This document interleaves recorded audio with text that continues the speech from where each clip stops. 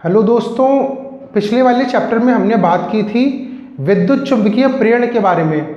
और अब हम बात करेंगे कि जो वस्तुएं होती हैं उसको किस प्रकार से आवेशित कर सकते हैं, यानी कि उसको चार्ज कैसे किया जा सकता है।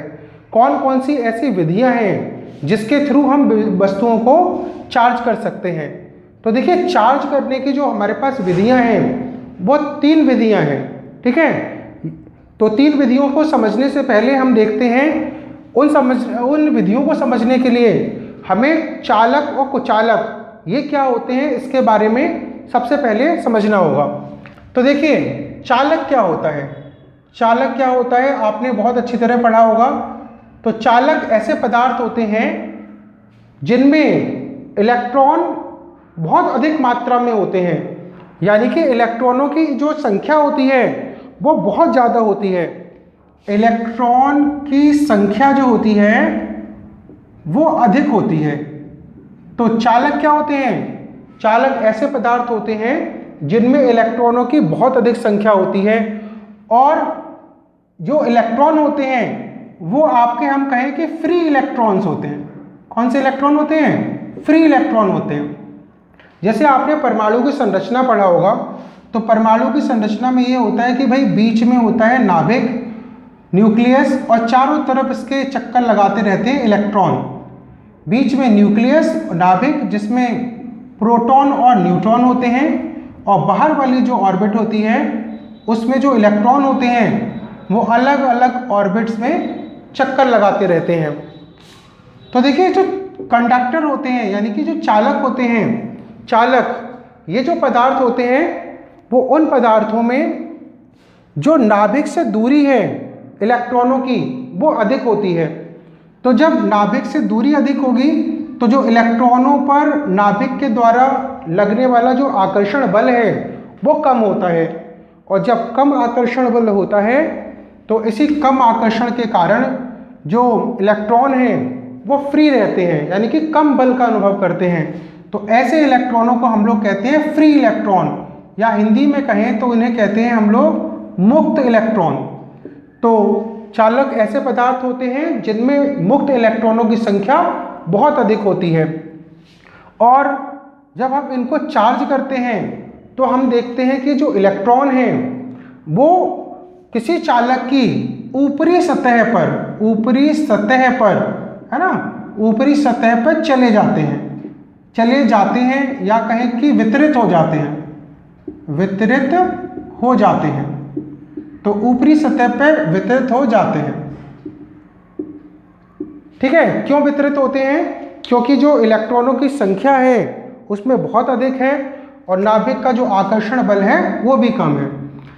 तो ये हो गए आपके चालक पदार्थ। और चालकों को जब भी हम आवेशित करते हैं तो जो इलेक्ट्रॉन है वो बाहरी पृष्ठ पर चले जाते हैं। अब हम देखते हैं कुचालकों को कि कुचालक क्या होते हैं। तो देखिए, जो कुचालक पदार्थ होते हैं, है ना, कुचालक पदार्थ होते हैं, या इसको हम इंग्लिश में कहें तो ये होते हैं इंसुलेटर जो पदार्थ होते हैं, कुचालक पदार्थ होते हैं, इनमें जो इलेक्ट्रॉनों की संख्या है वो कम होती है। इलेक्ट्रॉनों की संख्या भी कम होती है, और हम कह सकते हैं कि इनकी डेफिनेशन दें, अगर इसकी परिभाषा दें तो कुचालक ऐसे पदार्थ हैं जिनमें वैद्युत धारा का प्रवाह या तो होता नहीं है, यानी कि धारा प्रवाहित नहीं होती है, या कहें कि बहुत कम मात्रा में होती है, जिसको हम लोग जिसका कोई काम नहीं है। तो धारा का I का प्रवाह नहीं होता, तो इसमें धारा का प्रवाह नहीं होता है, और जिनमें धारा का प्रवाह नहीं होता उन्हें कुचालक कहते हैं। और इलेक्ट्रॉनों की जो संख्या है वो बहुत कम होती है, और इसमें जो इलेक्ट्रॉन है वो नाभिक में, जैसे ये जो नाभिक है और इसके चारों तरफ घूम रहे इलेक्ट्रॉन, तो जो इलेक्ट्रॉन घूम रहे हैं वो इलेक्ट्रॉन नाभिक के पास होते हैं, और इनमें जो आकर्षण बल है वो बहुत ज़्यादा, यानी कि बहुत अधिक मात्रा में लगता है। और आकर्षण का मान अधिक होने के कारण इसमें जो फ्री इलेक्ट्रॉन यानी कि हम कहें कि इसके मुक्त इलेक्ट्रॉन है ना, मुक्त इलेक्ट्रॉन, इनकी संख्या कम होती है। और मुक्त इलेक्ट्रॉन की संख्या कम होगी तो ऐसे पदार्थों को जो धारा प्रवाहित नहीं करते, ऐसे पदार्थों को कुचालक पदार्थ कहते हैं। तो चलिए इनके एग्जाम्पल को देखते हैं। तो देखिए एक साइड में चालक और दूसरी तरफ कुचालक, दूसरी तरफ लिखता हूं कुचालक। तो देखिए चालकों के एग्जाम्पल हैं वो हैं आपके मेटल्स, यानी कि हम कहें कि जो धातुएं होती हैं वो चालक होती हैं, सारी धातुएं चालक होती हैं। उसके बाद जो ह्यूमन बॉडी है, मानव का जो शरीर है वो भी चालक की भांति व्यवहार करता है। और क्या होता है, जैसे एसिड्स, एसिड हिंदी में कहें तो अम्ल जो होते हैं, अम्ल, वो हमारे चालक होते हैं। नेक्स्ट देखिए कुचालक की बात करें तो कुचालक में जैसे प्लास्टिक है, प्लास्टिक, ठीक है, रबर, तो प्लास्टिक हुआ, रबर हुआ, कांच हुआ और माइका, है ना, एटसेट्रा, बहुत सारे एग्जाम्पल, वुड, लकड़ी। तो ये सभी जो एग्जाम्पल किसके हैं, ये कुचालक के एग्जाम्पल है। और जैसे है ग्रेफाइट, ग्रेफाइट जैसे जो पेंसिल की जो लीड्स में लगता है ग्रेफाइट, वो भी हमारा चालक होता है, कंडक्टर होता है। तो ये हुई आपकी चालकों की, कुचालकों की बात।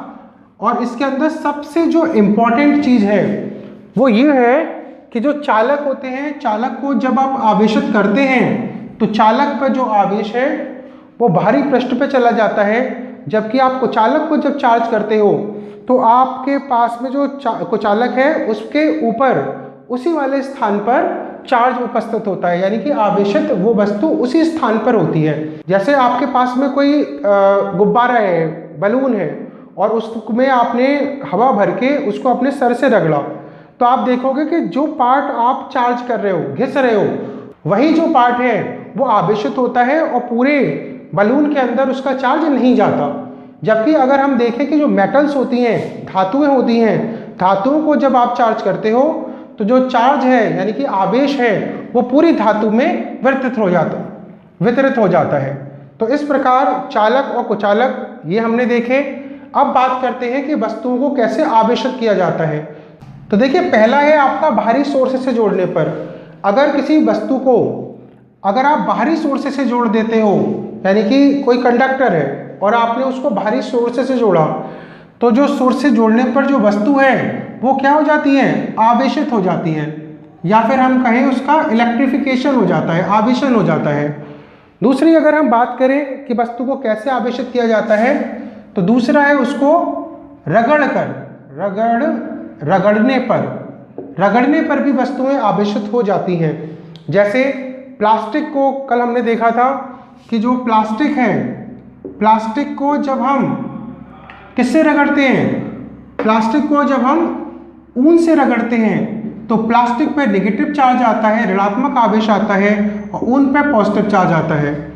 इसी प्रकार अगर हम कांच को, है ना, कांच को देखा जाए, कांच को जब हम सिल्क से रगड़ा जाता है तो हम देखते हैं जो कांच की छड़ है उस पर धनात्मक आवेश आता है और सिल्क पर ऋणात्मक आवेश आता है। कल एक्सपेरिमेंट भी मैंने बताया था उसका, दो प्रकार के जो आवेश होते हैं, एक पॉजिटिव और एक नेगेटिव। तो ये दो तरीके हैं जिससे हम चार्ज कर सकते हैं। और तीसरा और लास्ट जो तरीका है वो आपका है वैद्युत प्रेरण के कारण, वैद्युत प्रेरण। तो वैद्युत प्रेरण करके, है ना, इस विधि से भी आप वस्तुओं को आवेशित कर सकते हैं। तो देखिए ये जो वैद्युत प्रेरण होता है ये क्या होता है, इसको समझते हैं। तो देखिए वैद्युत प्रेरण क्या होता है। तो वैद्युत प्रेरण एक ऐसी विधि है किसी वस्तु को आवेशित करने की, ऐसी विधि जिसमें वस्तु को बिना टच किए, यानी कि बिना स्पर्श किए उस वस्तु को आवेशित कर सकते हैं आप। तो ऐसी विधि जिसमें हम किसी वस्तु को बिना स्पर्श किए आवेशित कराया जा सकता है, ऐसी वस्तु को हम लोग कहते हैं वैद्युत प्रेरण। तो यहाँ डेफिनेशन देखिए। तो देखिए ऐसी घटना जिसमें वस्तु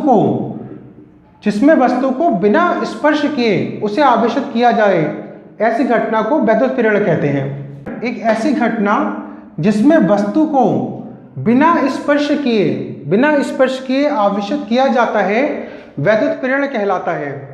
ठीक है ना, यानी कि आप बिना टच किए ही वस्तु को चार्ज कर दो, ऐसी घटना को वैद्युत प्रेरण कहते हैं। तो पहले की जो दो विधियां थी उसमें हमने देखा कि भाई एक में तो रगड़ कर वस्तु को आवेशित करते थे और दूसरी वस्तु को हम कैसे आवेशित करते थे, डायरेक्ट सोर्स से कनेक्ट करके। और इस विधि में हम विदाउट एनी कॉन्टैक्ट वस्तु को चार्ज करेंगे। तो देखिए किस तरीके से चार्ज कर सकते हैं। तो इसका जो एग्जाम्पल है कि किन्हीं दो गोलों को प्रेरण से कैसे आवेशित कर सकते हैं। तो दो गोलों को अगर आवेशित करना हो तो ये कंडीशन है। तो देखिए किस तरीके से हम दो गोलों को आवेशित कर सकते हैं, उसका डायग्राम देखिए यही है। जैसे अगर हमने क्या किया, दो हमने गोले लिए और उन दो गोलों को एक दूसरे से टच करा के, स्पर्श करा के रखा और यहाँ पर रखा है हमने कुचालक स्टैंड पर, ठीक है ना, कुचालक स्टैंड पर रखा है इसे। तो इसे कुचालक स्टैंड पर रखा, इंसुलेटेड स्टैंड, जिससे ये चार्ज नीचे ना जा सके, इसको रखा। तो पहली प्रोसेस में क्या किया कि हमने इन दोनों को टच करा के रखा। सेकंड में क्या किया हमने कि इनको क्या किया, एक जैसे कांच की रॉड, ग्लास की रॉड सिल्क से घिस कर इसके पास लेके आए। तो जब इसके पास लाते हैं यानी कि ग्लास की रॉड पॉजिटिव हो चुकी होगी, मैंने पहले वाले एक्सपेरिमेंट में बताया था तुम्हें। तो जब ये चार्ज हो चुकी होगी, जब इसके पास लाते हैं तो वैद्युत प्रेरण के कारण जो नेगेटिव चार्ज है वो पॉजिटिव की ओर अट्रैक्ट हो जाते हैं और इनके कॉम्बिनेशन पर जो पॉजिटिव चार्ज थे वो बाहर की ओर चले जाते हैं। उसके बाद क्या किया, तीसरी कंडीशन में इन दोनों गोलों को थोड़ा सा सेपरेट किया, यानी कि जो टच में थे ये गोले, इन दोनों को थोड़ा सा हटा दिया हमने। तब भी देखते हैं कि ये जो आवेश है इनका जो पोलराइजेशन है, ध्रुवण है, वैसे ही बना रहता है। नेक्स्ट में हमने देखा कि भाई ये जो ग्लास की रॉड है इसको पूरी तरीके से रिमूव कर दिया, यानी कि इसको हटा दिया। हटाने पर जो इसके नेगेटिव चार्ज थे वो इनके पॉजिटिव की चार्ज की तरफ, धनात्मक आवेश और ऋणात्मक आवेश एक दूसरे की ओर खिंच गए। तो नेगेटिव चार्ज इस साइड चला गया, पॉजिटिव चार्ज इस तरफ, तो ऋणात्मक और धनात्मक आवेश एक दूसरे की ओर आ गए और इसमें अट्रैक्शन का गुण भी उत्पन्न होने लगा। नेक्स्ट में देखिए इन दोनों को हम सेपरेट कर देते हैं, काफ़ी दूर कर देते हैं, एक दूसरे के वैद्युत क्षेत्र से बाहर कर देते हैं। तो हम देखते हैं कि जितना भी आवेश है वो पूरे पृष्ठ पर वितरित हो जाता है, पूरे पृष्ठ पर यहाँ वितरित, और इस पर जो पॉजिटिव चार्ज है वो यहाँ वितरित हो जाता है। तो देखिए पूरे एक्सपेरिमेंट में, इस पूरे एक्सपेरिमेंट में कहीं पर भी हमने ग्लास की रॉड से इन गोलों को टच नहीं कराया, स्पर्श नहीं कराया, और तब भी ये जो गोले थे, जो दो गोले थे अलग अलग, एक पर पॉजिटिव और एक पर नेगेटिव चार्ज उत्पन्न हो गया। तो ये जो घटना है जिसमें बिना टच किए हम किसी वस्तु को आवेशित कर सकते हैं, इस घटना को हम लोग वैद्युत प्रेरण कहते हैं, ठीक है ना। तो ये आपके एक एग्जाम्पल है जिसके थ्रू हम लोग समझ सकते हैं कि भाई वैद्युत प्रेरण क्या होता है और किस तरीके से हम वस्तुओं को आवेशित कर सकते हैं।